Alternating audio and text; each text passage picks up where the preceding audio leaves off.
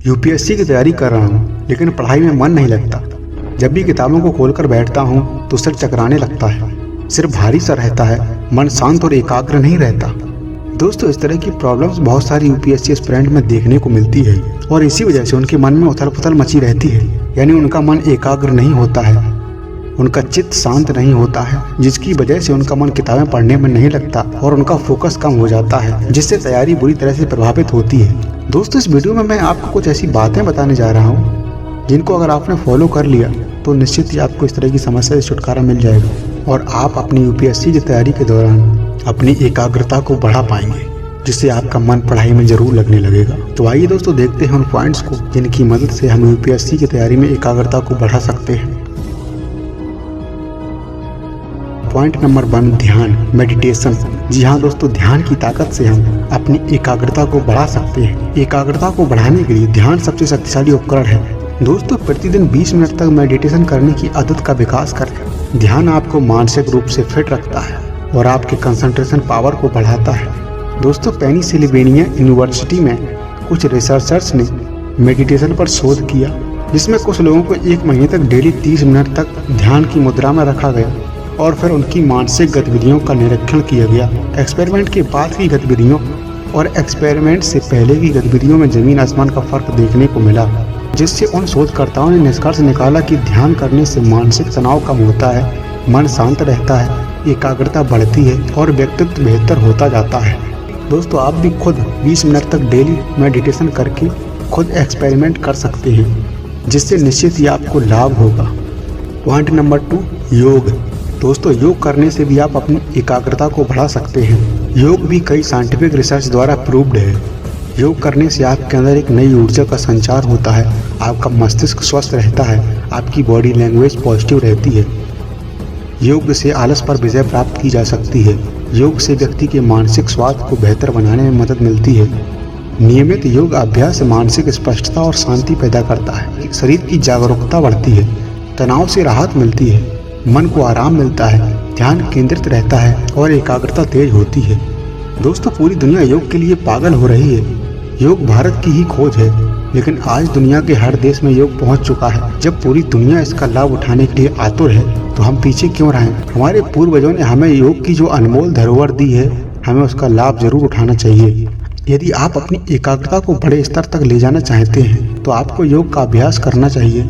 यह निश्चित रूप से आपकी कंसंट्रेशन पावर और एकाग्रता में सुधार करेगा। पॉइंट नंबर 3, व्यायाम, एक्सरसाइज। दोस्तों, एक स्वस्थ मस्तिष्क एक स्वस्थ शरीर की पहचान है। स्वस्थ शरीर में ही स्वस्थ मन निवास करता है। आपका शरीर फिट और बिना किसी बीमारी के होना चाहिए। नियमित व्यायाम करें, जिससे आपके शारीरिक स्वास्थ्य में सुधार होगा, जो मानसिक स्वास्थ्य का अग्रदूत है।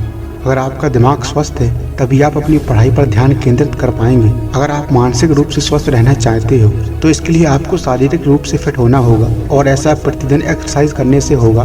दोस्तों, आप जिम जाओ या न जाओ, लेकिन डेली आपको थोड़ा बहुत वर्कआउट जरूर करना है, जिससे आपका शरीर फिट रहेगा। और अगर आपका शरीर फिट रहेगा तो निश्चित ही आपका मस्तिष्क भी स्वस्थ रहेगा, जिससे आप मानसिक रूप से बेहतर महसूस करेंगे और आपकी एकाग्रता बढ़ेगी, जिसका लाभ निश्चित ही आपको यूपीएससी की तैयारी में मिलेगा।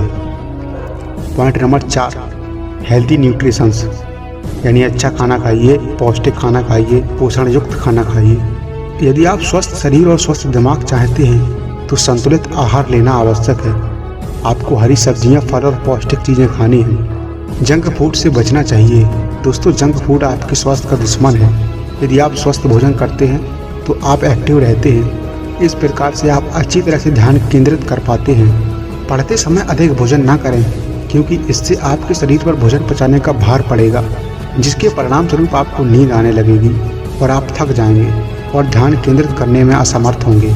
अगर आप हेल्दी भोजन और अच्छी न्यूट्रिशंस को ग्रहण करते हैं तो आप बीमारियों से बच जाएंगे, जिससे आपका शरीर स्वस्थ और फिट रहेगा। और अगर शरीर फिट और स्वस्थ रहेगा तो आप मानसिक रूप से भी फिट रहेंगे और पढ़ाई पर बेहतर फोकस कर पाएंगे।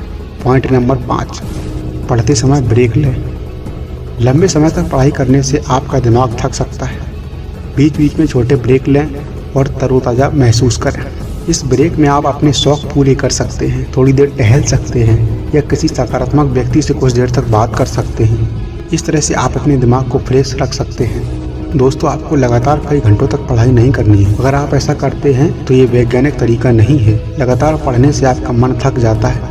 अगर आप ज़बरदस्ती पढ़ने की कोशिश करेंगे तो आपको पढ़ाई से इरिटेशन होने लगेगी और फिर आपका मन ऊब जाएगा और फिर अगली बार जब आप उसी चीज़ को कंटिन्यू करोगे तो फिर आपका दिमाग उसी इरिटेशन को याद करेगा, आपसे यह कहेगा कि अभी इसे स्किप करो, बाद में पढ़ेंगे।